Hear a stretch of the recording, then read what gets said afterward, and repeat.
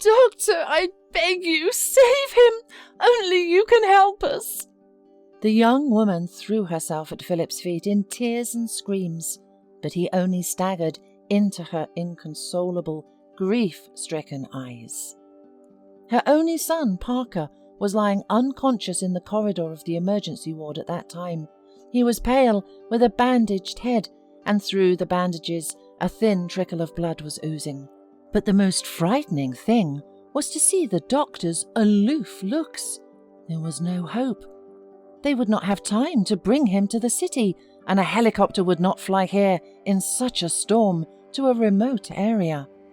But one of the nurses whispered to the boy's mother that a famous surgeon worked at their centre and that only he could help in this situation. So the woman rushed to the man in whom she saw the last hope for her child. And as he stood there with a detached and confused look, unable to hold back tears himself, but realizing that he could do nothing to help. "Please understand, I haven't operated in years. I won't be able to help you," Philip whispered doomfully. And it was the truth. About 3 years ago, an accident abruptly turned his life, wiped out 12 years of hard work and the hope for a perfect future. On a windless winter morning, Philip, chief surgeon at the Department of Neurosurgery in a famous hospital, slowly walked to his car, parked around the corner of the house. The man enjoyed the frosty air, the delightful pink sunrise, and smiled happily at his thoughts. He was content, for at his 35 years he had everything one could dream of: a favourite job, prosperity, professional recognition, and most importantly, a beautiful bride, Eleanor, who had finally agreed to marry him. Thoughts of the beloved woman and the anticipation of near happiness cheered the young doctor up, and as he passed by the office building, he did not immediately hear the distinctive sound of snow falling from the roof. Head injury was miraculously avoided, but his hand was badly damaged. A huge piece of ice severed the tendon, depriving his sensitive fingers of confidence and accuracy of movement. After a course of rehabilitation in the clinic, it became clear that Philip would hardly ever be able to operate, because he could not even hold instruments in his hands. Not being able to operate, Philip did not want to stay in the clinic just a consultant, and having said goodbye to his beloved work, he moved to a remote town away from the capital, where he got a job as a general practitioner. His fiancée, Eleanor, not wanting to link their lives with an ordinary country doctor, disappeared from his life. Philip took a long time to come to his senses. He was just beginning to get used to his new life when suddenly this woman appeared in the waiting room and demanded the impossible from him. He looked at her again, not knowing why, suddenly followed her. When he saw the child, he froze in shock. The boy lay as pale as a sheet, and the blood trickling from his temple, one drop at a time, was taking the child's life. Another boy stood beside the stretcher, barely holding the leash of a huge red-haired dog that was struggling, wheezing with choking and despair, tearing toward its owner. "That's my son's dog. His name is Ollie," the woman whispered, continuing to look hopefully at Philip. The doctor shuddered and squinted for a moment, as if trying to shake off an obsession, and then shouted, "Prepare the operating room. Urgent!"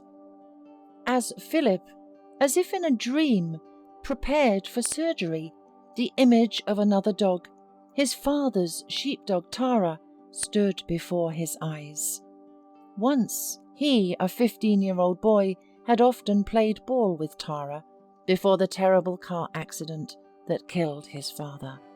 He remembered the helpless eyes of the doctor, who couldn't do anything then either, and the unhappy eyes of Tara, laying for days by the fresh gravestone. And then, a week after the funeral, he found her cold body there too. At that moment, Philip promised to become the best surgeon, and now he was unbearably ashamed that he gave up so quickly and forgot the word to his father. Philip began the operation. He felt how the tools, heavy as weights, making his fingers freeze. He bit his lips to blood, trying not to notice the wild pain in the wrist from the strain, and forced himself to work faster.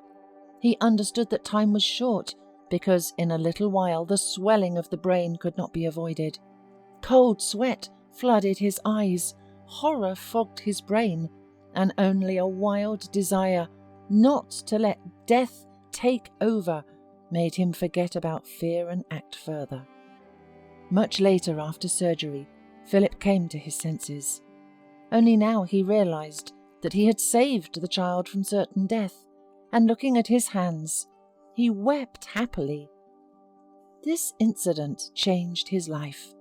Soon Philip returned to his beloved work in his native capital clinic, and all his colleagues were sincerely happy for him, and, again, anxiety-ridden parents from all over the country brought to him young patients. He was distracted from his thoughts by the voice of the head nurse. The woman reported that he had visitors and that they were waiting for him in the waiting room.